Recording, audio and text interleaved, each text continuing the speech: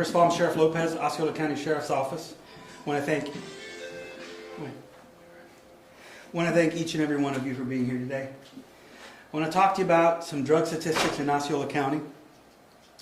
My team and I are constantly examining crime trends so we can focus our resources on where they are needed the most. Since we are now in March of 2023, most of the data regarding crime from 2022 is now available. When I reviewed the data, one of the most alarming statistics out of 2022 involved the number of illegal narcotics that are being distributed into our community. The medical examiner's office reported approximately 142 overdose deaths in Osceola County in 2022. In addition to those deaths in 2022, my deputies administered Narcan to approximately 74 people. Narcan is a drug that can essentially bring someone back to life when they overdose. That's over 200 people who overdosed on illegal narcotics in 2022. We need to get this crap off the streets. It's dangerous and it's killing people. The key to protecting people is holding the traffickers responsible.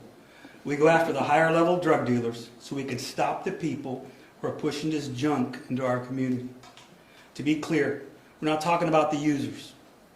We're talking about the people who have large quantities of fentanyl, heroin, cocaine, and are pushing it into our communities, killing our people. They're almost always armed with guns and are also responsible for a lot of other violent crimes in Osceola County. My agents, detectives, and patrol deputies risk their lives every day investigating and arresting drug traffickers. This poison, especially the fentanyl pandemic we've seen all across America, is killing people. Fentanyl does not discriminate based on who you are or what job you do. If you take an illegal drug, you can die. It doesn't matter if you think you're taking some other drug like cocaine. The cocaine is likely cut with fentanyl and you can also die. Every time my deputies handle this garbage, they're putting themselves at risk. We see that. Deputies passing out because of exposure to fentanyl. It's very dangerous. We've seen children, people being hospitalized just from being exposed to this because it's in our atmosphere or in the environment, immediate environment. The Florida legislature has recognized that drug traffickers need to be removed from our communities. The legislature has stated that if you can prove someone is trafficking in an illegal drug, that drug traffickers need to spend at least 3 years in prison. And that's the lowest number of years for trafficker. Under the law, the trafficker could get up to 30 years in prison.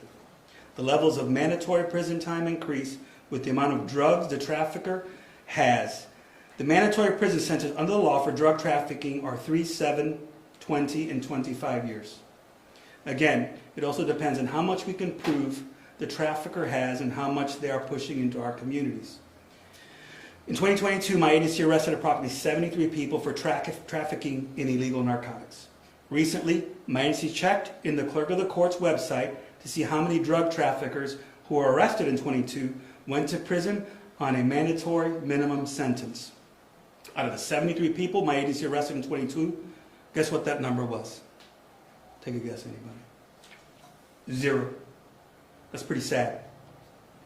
None of those traffickers have received the mandatory minimum sentence, and that's in 2022. We look back in 2021, there were approximately 50 trafficking type cases, and I believe 4 or 5 went to prosecution under that minimum mandatory sentence. Not only did the traffickers not go to prison for the mandatory minimum, not one trafficker has pled or been convicted at trial on the trafficking charges. Instead, the traffickers are being offered to plea to lower crimes such as sale and delivery or possession. This plea lets the trafficker avoid the mandatory prison sentence. Most traffickers have received probation sentences, and we have seen where some of them are on probation and they're reoffending.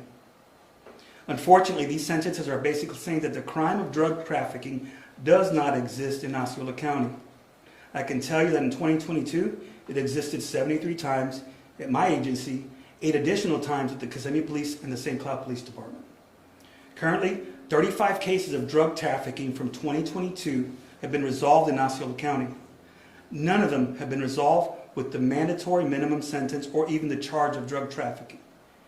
Here's some example of what my agency is seeing in Osceola County. I'm going to refer to this. This is Miguel Martinez Lorenzo. He's a convicted felon.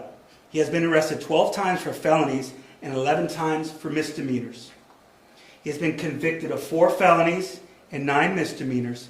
That is a total of 13 criminal convictions. In February of 2022, members of my agency arrested him for trafficking in heroin. We also arrested him for possession of cocaine and possession of a controlled substance without a prescription. During the arrest, along with the drugs, it was discovered he had a scale which he used for weighing the drugs. He also had a firearm. Miguel admitted that the drugs were his post-Miranda. As a part of our investigation, we confirmed with the Florida Department of Law Enforcement that their drugs were heroin, and we have a lab report that proves the amount was over the trafficking amount. According to the law, Miguel should have gone to prison for at least 3 years. Remember, this is the minimum sentence he could get. He can get sentenced actually up to 30 years.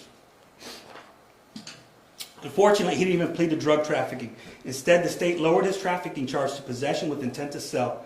This avoids the mandatory minimum sentence. The state then pled the lower charges, concurrent with an Orange County case in Orange County related to this. He was charged with possession of a firearm by a convicted felon. That's supposed to be another mandatory 3-year sentence. He did not receive either of these mandatory 3-year sentences. Instead, for a total of 4 felonies and a misdemeanor, 2 felonies that requires 3 years in prison, he received just over 1 year in prison with no mandatory minimum charges. Here's some photos of some other cases that have been dropped or pled to something other than drug trafficking. Josue Astacio, trafficking in marijuana, over 25 pounds, and other edibles that these people try to entice younger children and younger generations that this is good stuff for you to consume, which these things can also be laced with fentanyl, and it's killing people. We recently had a 14-year-old that was at the hospital because he overdosed on fentanyl. So it's concerning. We've also seen other children at younger ages that DCF picks up the cases. They're also getting exposed to eating gummies or these type of things, and they're getting hospitalized. So this should be raising a concern if you're a citizen anywhere in the United States of America, especially here in Central Florida. 45 pounds of cannabis, multiple firearms and ammunition, multiple cell phones and drug paraphernalia, roughly $30,000 in cash. Guess what happened to this guy? He can get a spank on the hand. The charges got dropped. Diego Beard Natal, trafficking in fentanyl. Remember, this little baggie is probably about, it's tiny, but on a pencil head, an amount on a pencil head of fentanyl can kill you. This right here would kill all of us here in this room. All of us here would be dead. So let that sink in. This is what's poisoning us and is killing our communities. Every community has different issues. These are the issues here in Osceola County. 2022 arrest for the trafficking of fentanyl. The state, guess what they did to him? They dropped all the charges. He's not even getting a spank on the hand, I think. Lindsey Barham for trafficking in fentanyl. Trafficking dropped because it got pled to a lesser charge. Trafficking. This person should at least seen 3 years in prison. I don't care if it's their first time. You don't give opportunities on these type of drugs, especially we got a pandemic. Everyone can see it all over America. People are dying because of fentanyl.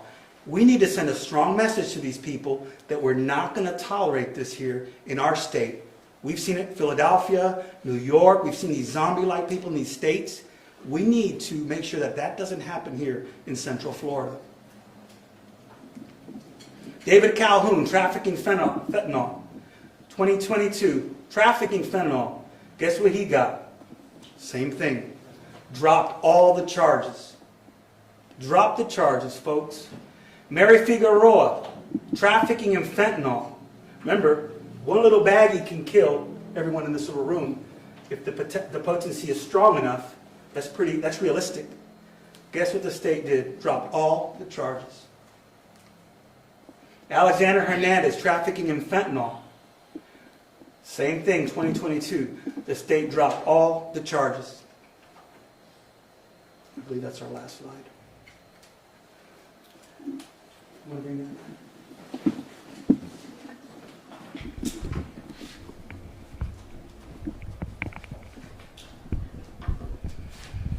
Again, this needs to stop. The legislator wants traffickers in prison. Law enforcement wants our traffickers in prison. And I know our community wants these traffickers in prison. I got family members that have children dying, mothers, brothers, sisters, children, because of this poison. When you drop the charges, you spank them on the hand, let me tell you something, that's the wrong message we're sending these people who are killing our communities. It's a continuous pattern for them to prosper. These guys have got degrees in drug trafficking and selling narcotics and poisoning communities. You know, we need at one point to take a stand and put an end to this one and for all. I'll take some questions. Sheriff, what would you say to State Attorney Monique Worrell?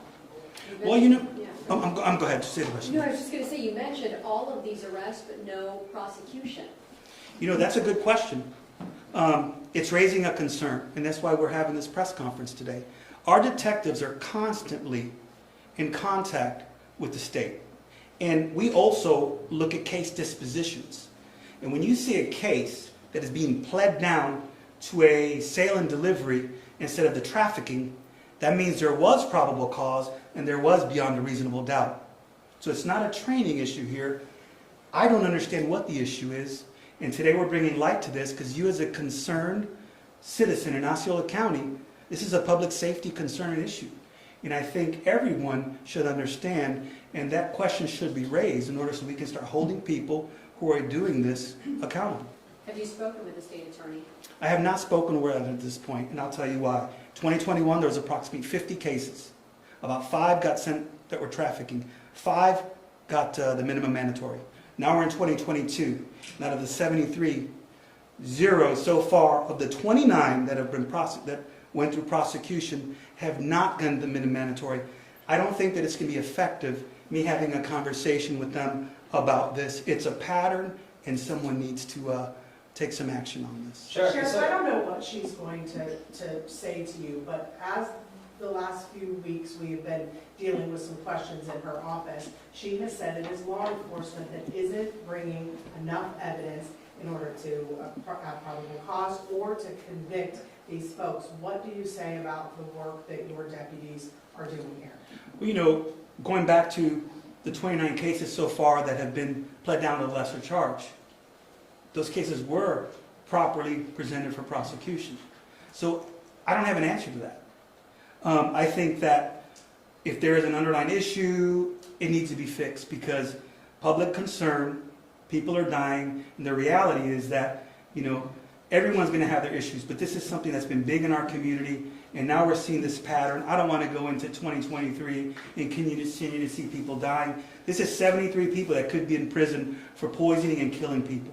Some of them have gone to statewide. I believe 10 and 9 are actually right now in the process of statewide prosecution in order to avoid whatever glitch or disconnect there is with these cases being prosecuted. Can you send more to the state? So they We could. Like I said, they should be taken care of here at a local level. But, you know, why have to go to the state? You know, that's just a way of getting around it. We should all be working together for the same cause. We all live here. We have vested interest here. We have properties here. And if we continue to allow this to poison our communities, it's just going to deteriorate our way of life. It's going to keep killing family members. I know so many people that have overdosed on fentanyl. And like I said, I see it all the time. You know, we need to put an end to this. 73 people could be in prison for 3 years. At least for 3 years, we don't got to worry about these people who don't care about you.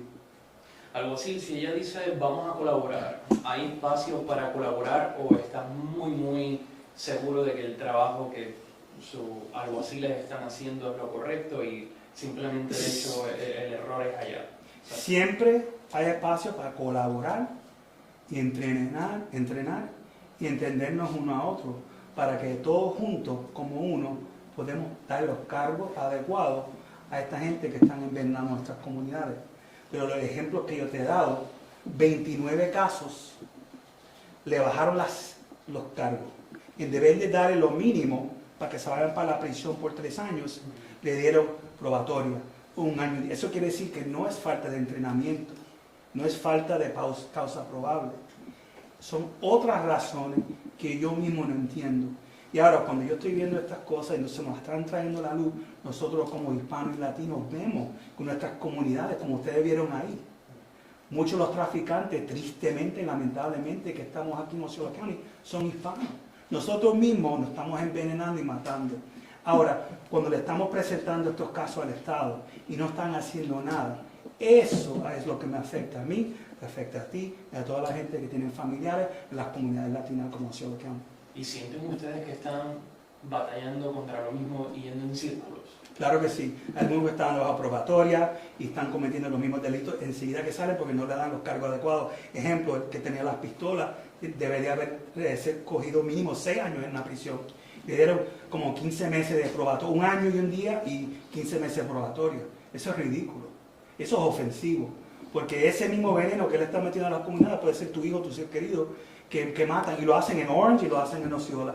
Lo hacen donde ellos tengan que hacerlo para implementar este veneno en nuestras comunidades. Sheriff, you said that you haven't presented this to the state attorney, but the state attorney has been saying that you did present the concern about a lack of prosecution in drug trafficking. She says that she even presented you with like 20 cases where she did seek minimum mandatory sentences, and her response to it was, it's our job to review all the information in the case to determine appropriate charges. What's your response? She said Osceola County? Yes, she did. Okay, well, I don't remember that. I have to review that in order to give you an answer on that. But for the numbers that I have, that we pulled right off the clerk of the courts, it's showing very different. And you guys yourselves can pull that and print that. I'm not making these numbers up. Anything else? ¿Le pareció bien lo que ella hizo ayer? Que, por ejemplo, salió ante el público y dio las razones por la cual, por ejemplo, en Orlando no tenían evidencia suficiente para que esta persona que estuvo involucrada en un crimen no sea procesada. Ese tipo de expresiones en el público no mandan un mensaje equivocado a los que están cometiendo el crimen y dicen, si no me van a procesar, yo sigo en esto. Pues claro que sí, pero recuerda, cada caso va a ser bien diferente. El caso en relación a eso fue un tiroteo que hubo en una escuela. Nosotros no, eso es algo un poquito diferente de lo que estamos viendo aquí. Ella se estaba relacionando más a los casos que están allá, pero ahora nosotros estamos viendo esto aquí y necesitamos crear esa conciencia. Es para la seguridad pública que esta gente no sigan continuando de esta manera para que sean responsables y los metamos en la cárcel donde debe estar metido por un buen tiempo. Antes que se vaya, si puede hacer un resumen. Any other one? Nobody? Oh, I do. The state attorney also said that she believes that Sheriff John Mina, as well as yourself, are speaking with the governor with the aim of eventually suspending her from office. Is that the case? I have not been in contact with the governor. And also, let's not make this a political thing like sometimes some people try to deflect. I'm a Democrat. I'm a constitutional officer. In my responsibility, when I swore to the oath, I don't care who you are, what color you are, where you're from, is to put you in jail. My community is being poisoned by this garbage in 2021. Like I said, in 2022, we're seeing a pattern from the state. And it needs to be resolved one way or the other. It's by far nothing that I have been in discussion with the governor. And to that end, would you support an effort to suspend her from office? That has nothing to do with me. What I'm doing right now is raising the transparency, raising these concerns, showing the community what's going on. That's my responsibility. I'm doing my job on my end. Like I said, at least 29, there was enough to drop them down to lesser charges. So it's not a lack of probable cause or a training issue. There's another underlying issue that I have no answer to. If I did, I'd fix this. Sheriff, Anybody what's the solution or the next step? Like I said, raising the awareness right now. Hopefully, someone will look at this and say, hey, there is a concern. Maybe they need to review some of their policies that they're working on in order to improve this or make this, make these people be held accountable in order to continue maintaining the quality of our lives at the highest. One more, please, one more question. Si nos puedes dar un resumen después de la última Ahorita, pregunta. sí. Ok. Okay. Anybody else? No? Okay. Thank you. Thank you.